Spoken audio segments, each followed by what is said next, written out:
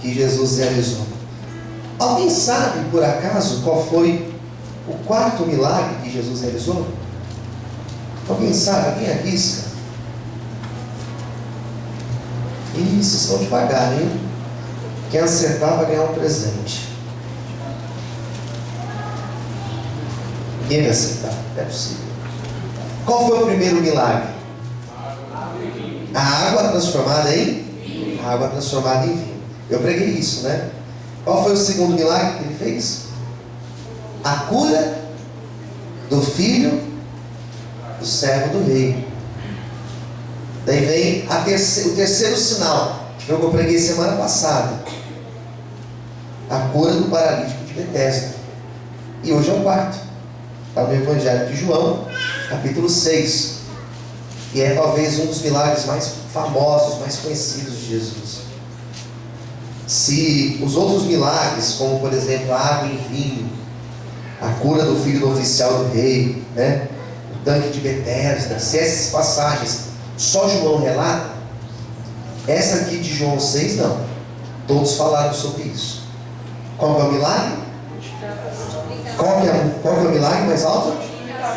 A multiplicação dos pães e dos peixes. Esse foi um grande milagre. Mateus 14 fala, Marcos 6 fala e Lucas 9. Nós vamos ler aqui de João.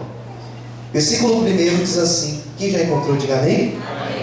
Ajude o seu irmão a encontrar, ou se ele tiver sem Bíblia, convide ele para ler junto com você. João capítulo 6, versículo 1. Depois disso partiu Jesus para o outro lado do mar da Galileia, que é o de Tiberíades. E a grande multidão o seguia, porque via os sinais que operava sobre os enfermos. E Jesus subiu ao monte, assentou-se ali com seus discípulos.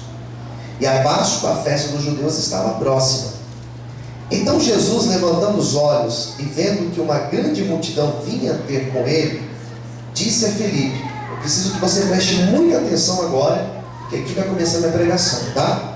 Olha o que Jesus falou para Filipe: onde compraremos pão para estes comerem? Vamos ler? Você pode ler comigo? Onde compraremos pão para estes comerem? 6. Aqui também é importante, preste muita atenção. Mas dizia isso para o que diz aí? Experimentar. Daí olha o que vai dizer agora. Porque ele bem sabia o que havia de fazer. Jesus era uma bênção mesmo. 7. Filipe respondeu-lhe: 200 dinheiros de pão não lhe bastarão, para que cada um deles tome um pouco. E um dos seus discípulos, André, irmão de Simão Pedro, disse-lhe: está aqui um rapaz que tem 5 pães de cevada e 2 peixinhos. Mas que é isto para tantos? E disse Jesus: mandai assentar os homens. E havia muita relva naquele lugar. Assentaram-se, pois, os homens em um número de quase... Qual o número que tem aí? 5.000. Eram muitos, né? 5.000 homens, imagine só. Fora as mulheres e fora as crianças, né? Jesus, tomando os pães, havendo dado graças, repartiu pelos seus discípulos, e os discípulos pelos que estavam sentados, igualmente também os peixes, quanto eles queriam. E quando estavam saciados, disse aos seus discípulos: recolhei os pedaços que sobejaram, para que nada se perca. Recolheram-lhe, pois, e encheram quantos cestos? 12 cestos dos pedaços dos 5 pães de cevada que sobejaram, que haviam comido. Vendo, pois, aqueles homens o milagre que Jesus tinha feito, diziam: este é verdadeiramente o profeta que devia vir ao mundo. Sabendo, pois, Jesus que haviam de vir arrebatá-lo para fazer o rei, tornou-se a retirar-se. Ele, que diz aí? Ele como, gente? Sozinho. Onde que ele foi? No monte. Foi lá falar com Deus. Feche os olhos. Soberano Deus e Pai, Venha falar conosco na noite de hoje, através da palavra que acabamos de ler, através do Teu Espírito Santo. Nós estamos aqui com o nosso coração aberto, Senhor, aberto mesmo, Pai, para ouvir Tua voz. Fale conosco, fale com aqueles que vão ouvir, assistir depois. Fale com todos, ó Senhor, que serão tocados por esta palavra. Nos abençoe, é o que eu te peço e te agradeço, em nome de Jesus. Amém e graças a Deus. Quantos podem aplaudir e glorificar ao Senhor com paz? Amém?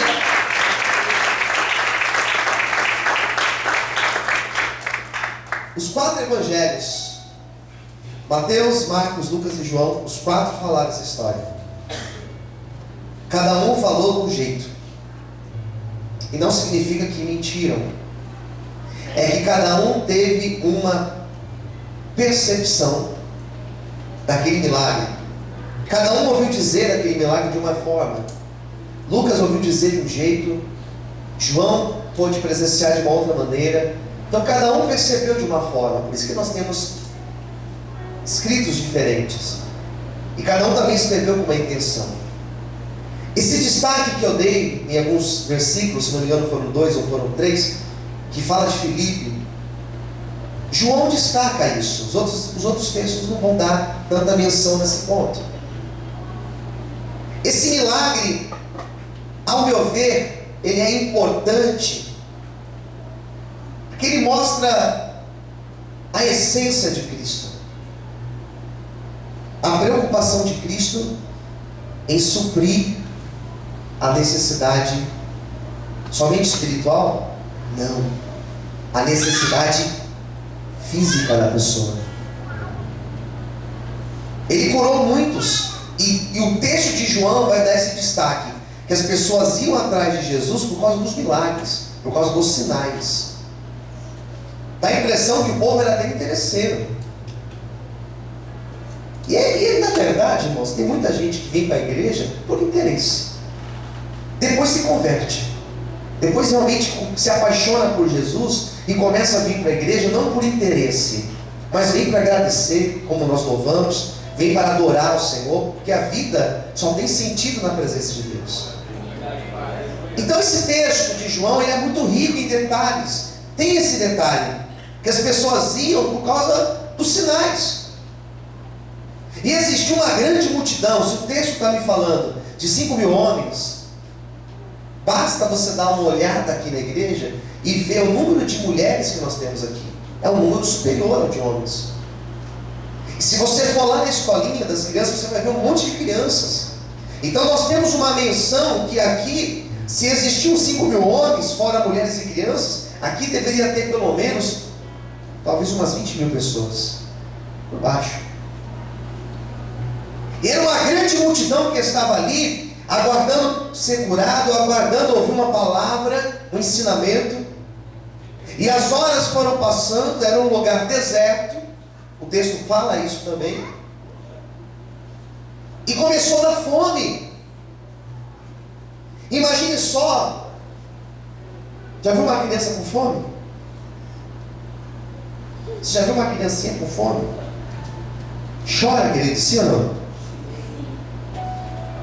Já viu um adulto com fome? Você já me viu com fome? Uma pessoa com fome, irmãos, fica irritada. Agora imagine uma multidão. Eu disse uma multidão com fome. Diga assim comigo: misericórdia. Misericórdia mesmo. Imagine eu marcar um culto aqui, irmãos. Meio-dia. Marcar um culto, todo mundo, eu vou dar um almoço depois do culto, e vem todo mundo em jejum. Daí eu faço um culto aqui, eu começo a pregar, eu me empolgo, eu chamo os meninos para louvar, as irmãs para louvar, daí vem alguém contar um testemunho, daí o culto começa a passar, 1 hora, 2, 3, daqui a pouco, irmãos, vocês vão querer bater em mim. Quem concorda, diga amém. Eu faço casamento, eu amo fazer casamentos. Eu já fiz casamentos na hora do almoço, e noiva geralmente atrasa. Eu me lembro de um que eu fiz no sítio, e churrasqueira perto, irmãos, e um negócio, pessoal, aquele cheiro de churrasco. Eu sou carnívoro, extremamente carnívoro. E a noiva nada de chegar, e aí o pessoal estava beliscado nos bastidores e não liberaram o churrasco.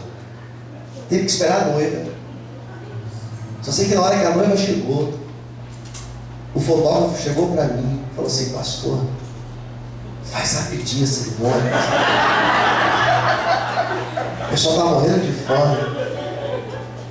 Eu falei para ele assim: você acha que estou de brincadeira aqui, rapaz? Você não imagina a fome, pastor. Deixa comigo, você não me viu fazendo casamento. Eu já estou terminando a cerimônia. Eu não entrou ainda, mas já estou terminando. É jogo rápido, é pouca ideia.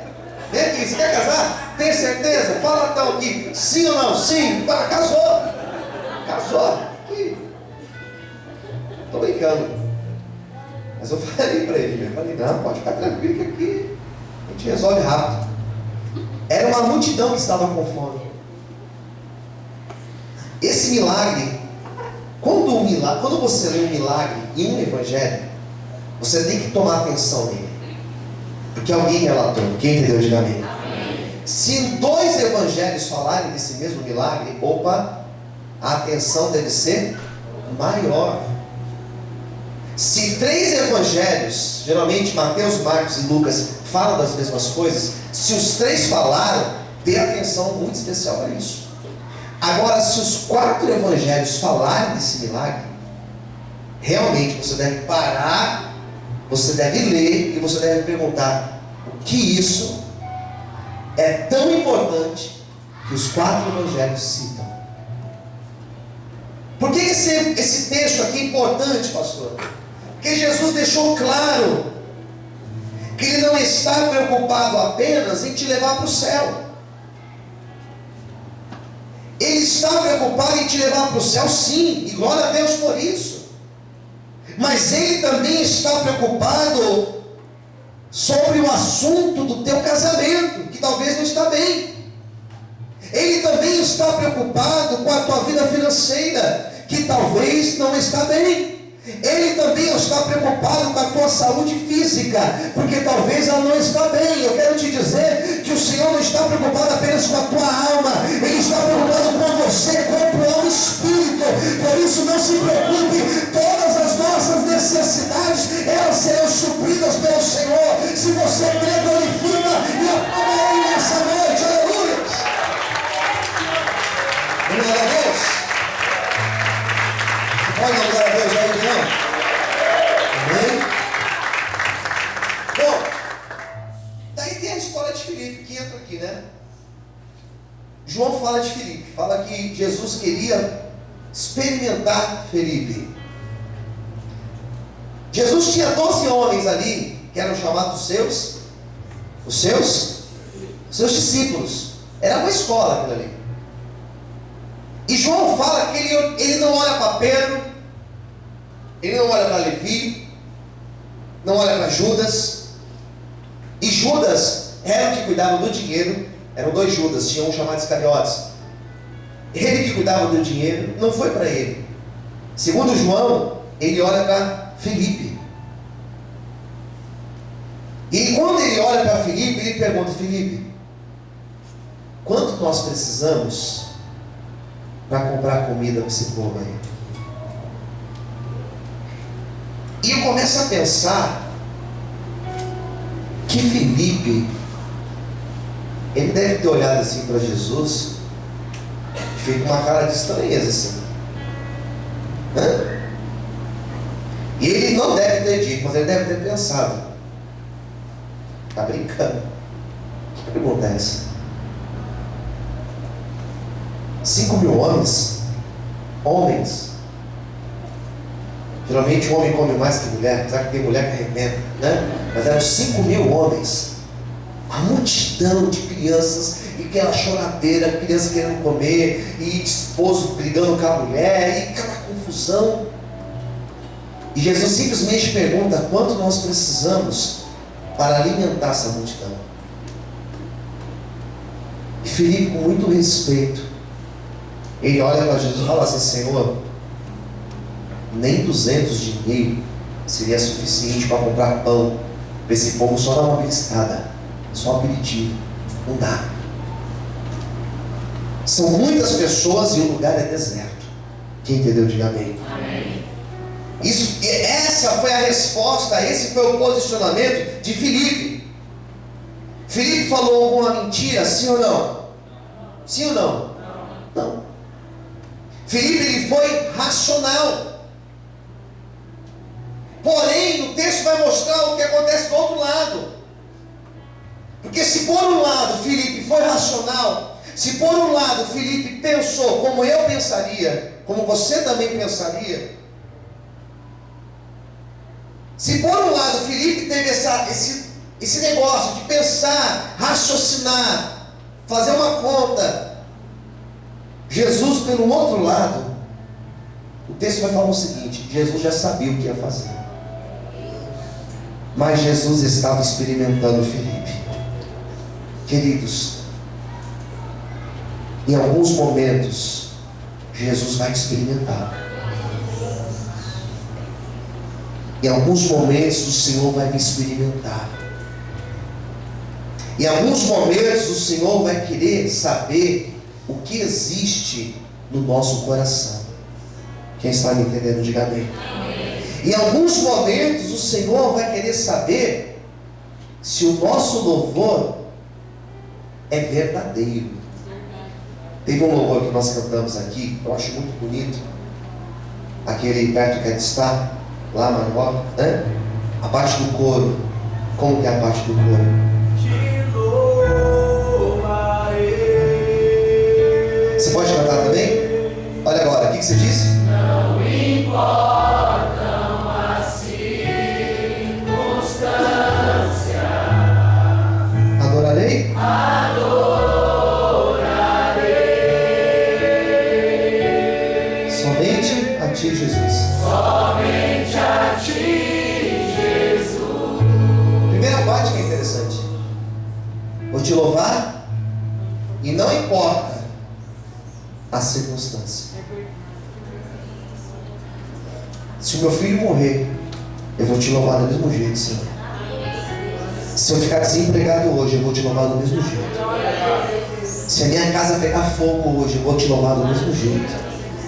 Se eu for cometido de uma enfermidade, Senhor, terminal, eu vou te louvar do mesmo jeito, Senhor. É isso que nós cantamos. E o texto vai falar que o Senhor experimentou Filipe. Ei, e se o Senhor experimentar a mim e a você? E se o Senhor não estiver experimentando hoje? Esse lugar onde eles estavam, onde que eles estavam? Na cidade, no campo, no mar ou no deserto? Onde eles estavam? No deserto. E se o Senhor nos levar para o deserto para saber o que realmente existe no nosso coração? Então o Senhor experimentou Filipe. O Senhor pergunta, mas ele sabia o que ia fazer. Outra coisa, em alguns momentos nós não temos o que fazer, nós não sabemos o que vamos fazer, nós não temos ideia do que vai acontecer, nós não sabemos como as coisas vão se desenrolar, mas isso não significa que Jesus perdeu o controle, que Ele não sabe o que está fazendo e que Ele não tem um plano melhor para a nossa vida. Pode ser que você perdeu o controle na situação de algo, mas Jesus não, Ele continua no controle de todas as coisas. Se você acredita, dá glória e aplauda o Senhor em forte. Aleluia! Você pode dar glória a Deus? O Senhor vai mostrar para mim e para você. Vamos profetizar isso. Profetiza para quem está do teu lado. Estenda a sua mão ungida assim, fala assim para essa pessoa do teu lado. O Senhor vai fazer com que você entenda que nos momentos que você estiver sem alternativa, sem saída, você vai entender que o nosso Jesus, Ele continua no controle de todas as coisas. E uma grande obra, não mais nada, diga uma grande obra, Ele fará na tua vida, em nome de Jesus. Só quem crê, dá um glória e aplauda. Exato, Senhor, muito forte. Mais forte, adore o Senhor.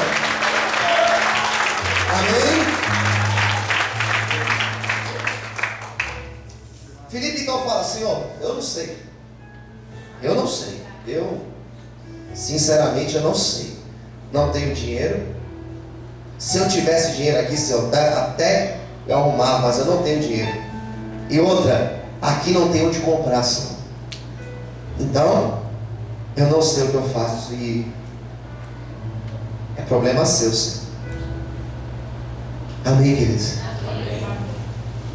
E eu penso que quando Jesus perguntou para os discípulos ali, quando começou aquela conversa, vamos dar de comer a eles, né? Vamos alimentar esse povo. Eu imagino que o povo criou uma grande expectativa. Opa! Ninguém vai embora não, porque vai ter comida. Vai ter bolo depois do culto. Ninguém vai embora correndo quando tem bolo. Ah, tem bolo depois do culto. Então eu vou esperar. É assim. Daí Jesus então fala: então, agora é comigo o negócio. Agora deixa que eu faço. Quem entendeu, diga amém. Eu aprendi 5 coisas com esse texto. Eu quero dividir com vocês. Quando o Senhor falou: agora eu vou fazer o milagre, agora é comigo. Primeira coisa, Jesus ensinou que nós não precisamos ter condição para viver o milagre. Se o Senhor fez uma promessa, não significa que eu tenho que ter condição para viver essa promessa. Porque geralmente quando o Senhor nos faz promessas, nós não temos condição. Quando o Senhor falou que nós compraríamos esse prédio ao lado, não tínhamos condição. Quando o Senhor falou que nós compraríamos esse prédio aqui, nós não tínhamos condição. E sabe o que aconteceu? Ele foi a nossa condição. E o Senhor será a tua condição, amém? Levanta a sua mão para o céu, porque Deus está falando com alguém aqui nessa noite. Levanta a sua mão para o céu. Hoje talvez você não tenha condição. Hoje talvez você olhe e fale: é impossível, porque nada favorece. Mas você tem hoje a mão de Deus dizendo: mas a minha mão está sobre a tua vida. Se eu prometi te dar, te dou. Se eu prometi fazer, faço. Se eu prometi te colocar lá, eu te ponho lá. Diz o Senhor para você nessa noite. Bate palma e adore a Ele bem forte. Aleluia! Não precisamos ter condição. Posso ouvir amém? Porque o recurso não é nosso. O recurso vem de Deus. Outra coisa que eu aprendi com essa reflexão aqui: não precisamos saber como as coisas vão acontecer. Você é mais claro ainda, porque é uma revelação de Deus. Deus falou que vai salvar alguém da sua família? Quem está aguardando essa promessa, diga amém. Amém. Você não precisa saber qual vai ser o meio que o Senhor vai usar. O Senhor falou que vai trazer aquela pessoa de volta à presença dele. Não sei o meio que Deus vai usar, mas se Deus falou, vai trazer para cá de volta. Se o Senhor fez uma promessa na tua vida de te colocar num determinado lugar, e você fala: mas eu não sei nem por como vai acontecer. Você não precisa saber mesmo, porque quem vai conduzir todas as coisas é o nosso Deus. Por isso descansa, por isso descansa, por isso coloque a tua ansiedade em Deus, coloque a tua angústia em Deus, porque hoje você não sabe como, mas se Ele falou, Ele vai cumprir a promessa dele. Será que você pode dar glória e aplaudir bem forte a Ele nessa noite? Aleluia!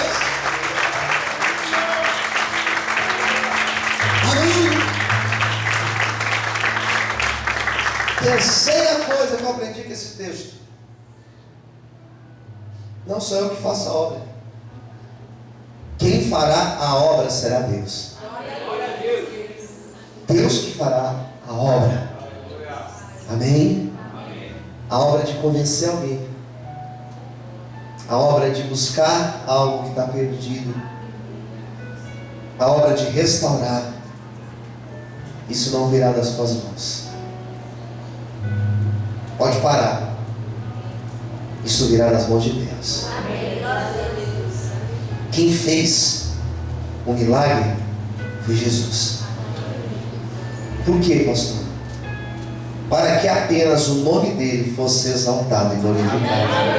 Por isso o Senhor tira o recurso, por isso o Senhor fecha as portas às vezes, por isso que o Senhor nos leva para o deserto às vezes, por isso que o Senhor tira pessoas influentes do nosso lado, por isso que o Senhor permite situações não darem certo, para que quando Ele fizer, você possa olhar para o céu e falar: foi Deus que fez isso, foi Ele que fez, para que quando Deus fizer na tua vida, você possa vir aqui na frente, pegar esse microfone e contar: olha, foi Deus que fez a minha vida, não foi o homem, foi o Senhor que fez, não foi meu vizinho, não foi meu parente, não fui eu com as minhas influências ou com a minha inteligência. Quem fez foi Deus, para a honra e glória do nome do Senhor. Eu profetizo que através da tua vida o nome dele será exaltado e glorificado. Só quem crê, bate palma e adore e exalte a ele nessa noite. Aleluia! Mais forte, pessoal. Deus está entendendo, amém? Em quarto lugar, sabe o que eu aprendi com esse texto? O Senhor sempre tem um escape para as nossas vidas. Não é um plano B, é um escape para as nossas vidas. Sabe por quê, queridos? Quando aquele menino saiu de sua casa, era um menino, diz a Bíblia. Talvez a mamãe dele falou assim: filho, mãe tem isso, né? Leva a blusa que vai esfriar, leva não sei o que, não esquece tal coisa. E a mãe deve ter falado assim: filho, leva a tua lancheira. Sabe a lancheira? Leva a tua lancheira, filho. Não, eu não vou sentir fome. Leva, porque você não sabe a hora que você vai botar. Coloca aí, ó, 5 pães. Esses 2 peixinhos aqui são pequenos, mas leva para você comer. Quando aquele menino pegou aquela lancheira, ele nem sabia que ali já existia um trabalhar de Deus. E uma lancheira é algo muito pequeno. Quem concorda, diga amém. 5 pães e 2 peixinhos, talvez para um adulto não seja o suficiente. Mas o meu Jesus, ele trabalha nas pequenas coisas. Fala para o teu irmão do lado: o meu Jesus e o teu Jesus, ele trabalha nas pequenas coisas. Você crê nisso? Quem crê, diga amém. Detalhes do seu trabalho. É verdade. Você sabia que tem bênçãos na nossa vida que elas ficam como que retidas? Porque Deus nos experimenta, irmãos. Ontem eu fiquei abismado, né? Ontem eu tive um bate-papo com o Anderson e a sua esposa Renata. Foi muito legal conversar com vocês ontem. E algum tempo atrás, o evangelista Marcos estava comigo no carro. Ele vai lembrar desse dia. Era um sábado, não tinha culto. E eu falei assim: hoje eu não quero fazer nada. Cansado, sabe? Esgotado. Quero descansar hoje. Quero, sei lá, comer alguma coisa, ficar de chinelo, de moletom o dia inteiro. É bom fazer isso. Quem concorda, diga amém. Muito bom. E o celular tocou. É o pastor Luciano? Falei: é eu mesmo. Pois não. Pastor, você não me conhece. Aqui é o fulano de tal. Foi um rapaz que me ligou, né? Quem que tinha morrido? O sogro do irmão dele tinha nascido. Foi um negócio desse, né? Pastor, é um velório. Família cristã, mas o pastor está viajando. Eles pediram se tem como o pastor fazer um velório. Agora? É agora. Falei: não, vou lá. Pode deixar onde quer.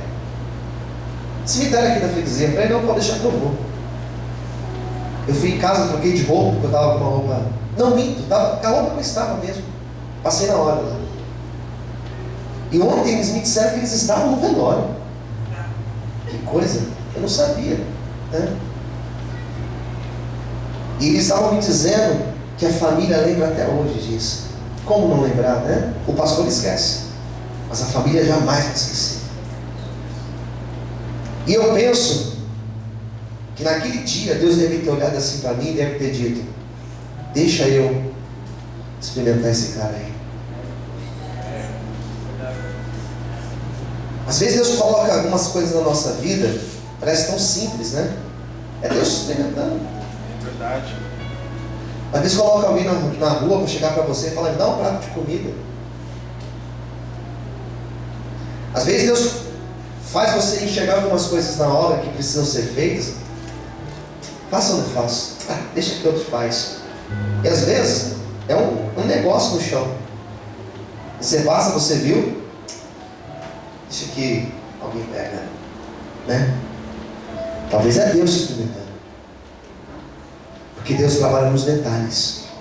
Aquele menino, quando pegou a lancheira, ele não sabia para que serviria aqueles pães. Ele mal sabia que aquele dia ele ia entrar para a história. Porque hoje nós lembramos dele até hoje. O que eu quero dizer para você que parece que foi um simples ato você sair da sua casa e vir aqui participar desse culto de hoje, mas não. Esse dia de hoje está sendo registrado no céu. E uma grande obra começou na tua vida hoje. Se você acredita em profecia, levanta suas mãos para o céu, porque uma grande obra está sendo liberada sobre a tua vida nessa noite. Em nome de Jesus, se você crê, dá o glória a Deus, bem alto e aplauda o Senhor. Exalte Ele nessa noite, aleluia. Aleluia.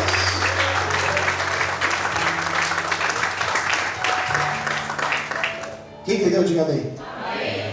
Eu fui lá, fiz o velório. Canta aí, Marquinhos, canta um louvor aí, sem violão, sem nada, cantou, né? Li um texto, ministrei uma palavra, abracei eles, meus sentimentos, fiz minha parte. Aquele jovem, irmãos, ele era um escape ali. Fala assim para quem está do teu lado: Deus vai abrir uma porta de escape na tua vida. Na hora que estava todo mundo achando que estava acabado, o menino, um dos discípulos falou assim: Senhor, ó, tem esse menino aqui, ó, André. André falou: ó, 5 pães e 2 peixes. Daí Jesus pega, levanta e dá graças. Aprenda a dar graças aquilo que o Senhor já colocou nas tuas mãos. Às vezes você quer tanto alguma coisa que você esquece de agradecer o que você já tem. Eu não me arrisco a pedir nada, porque Deus já tem me dado tanto que eu só agradeço. Então Ele deu graça, Ele abençoou. Ele não falou: isso aqui é pouco. Jamais diga isso é pouco. Fala para o teu irmão do lado: jamais diga que é pouco. Tinha uma viúva na Bíblia que ela só tinha um pouco de farinha, um pouco de azeite. Diz a Bíblia que houve a bênção e aquilo multiplicou. E ela viveu, ela comeu aquilo ali enquanto houve seca. Teve uma outra viúva que só tinha um pouquinho de azeite na botija, mas não só tinha isso. E o profeta falou: então vai lá, porque aquilo vai multiplicar. E aquele pouquinho multiplicou. Amém. Eram só 5 pães e 2 peixes. Só nada. Só na minha mão, só na tua mão. Porque na mão do nosso mestre Ele multiplica. O que você tem pode ser pouco aos olhos do ímpio, mas o pouco com Deus é muito. Amém? Será que você pode dar glória e exaltar a Deus nessa noite? Aleluia! Amém, queridos? Eu com Deus é muito. Chegou lá, repartiu, ó. Vai lá, Pedro, entrega para aquele povo ali, para aquela parte ali. João, vem aqui, entrega para aquele outro ali.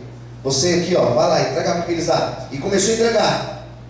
Cortava o pão e entregava, partia e entregava, partia e entregava. Cortava o peixe e entregava. Eu aprendi que quando você reparte, Deus multiplica. Amém.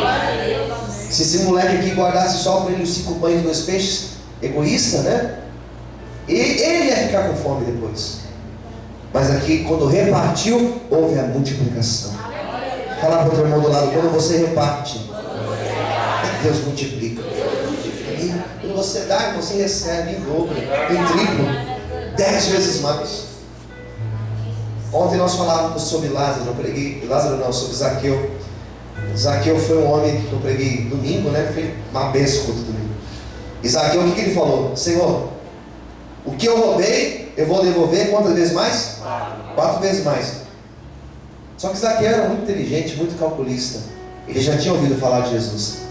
Ele aprendeu que quando reparte, o Senhor multiplica. Então ele falou assim: Senhor, tem mais. O que eu tenho, eu vou repartir com os pobres. Eu não acho que ele ficou pobre. Eu acho que Deus multiplicou aquilo que ele tinha. Porque quando você reparte, existe a multiplicação. Quando você acredita nisso, dá glória e exalte ao Senhor nessa noite. Amém? Dá glória a Deus. Fez um milagre, todos comeram. Faltou ou sobrou? Faltou ou sobrou? Quantos cestos cheios? 12. Um para cada discípulo. Um cesto. E o que a gente faz isso aqui, Senhor? Leva para casa. Come. Isso é para você ver que eu não deixo faltar. Que eu sou o Jesus da abundância. O que Jesus Cristo fez depois que ele orou e multiplicou? Foi para o monte orar. Porque ele sabia que os homens iam querer fazer ele virar rei. Ao invés de querer ser exaltado, Jesus foi para o monte orar sozinho. Para que eu diminua, Senhor, para que o Senhor cresça na minha vida. Quando o Senhor te abençoar, não vai ser para você se exaltar, mas vai ser para que o nome dele seja exaltado e glorificado. Quantos podem glorificar e aplaudir ao Senhor nessa noite? Te louvarei, Senhor. Vamos lá, né? Declare isso.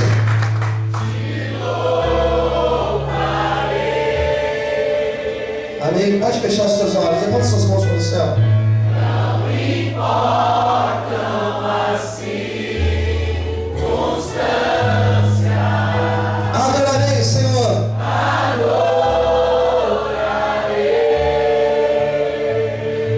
Somente a Ti, Jesus. Somente a Ti, Jesus. Mais uma vez para nós orarmos. Te louvarei. Te louvarei. E não importa as circunstâncias, ó Deus. Não importam as circunstâncias. Eu adorarei, Senhor.